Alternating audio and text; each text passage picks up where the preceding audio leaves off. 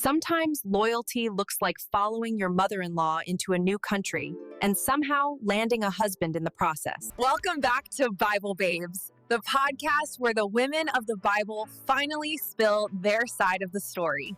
Now, today's guest, let me put it this way. Some of y'all can't even text your mothers-in-law back, but this woman followed hers across borders. She left her whole life behind and said, "Where you go, I'll go." Ladies and gentlemen, please welcome Ruth. Thank you. Yes, it does sound a little dramatic when you put it that way, but for me, it was simple. Naomi wasn't just my mother-in-law, she was family.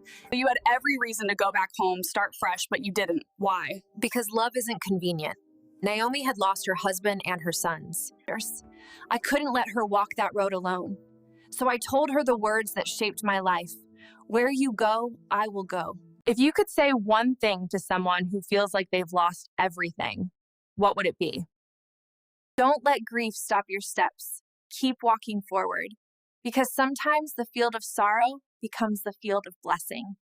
I arrived in Bethlehem with nothing but grief, and God filled my arms with love, family, and legacy.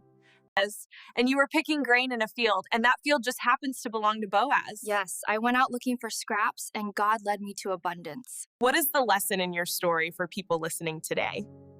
That even in your emptiness, you are not forgotten. This was Bible Babes, and that was Ruth, the widow who chose love and found legacy.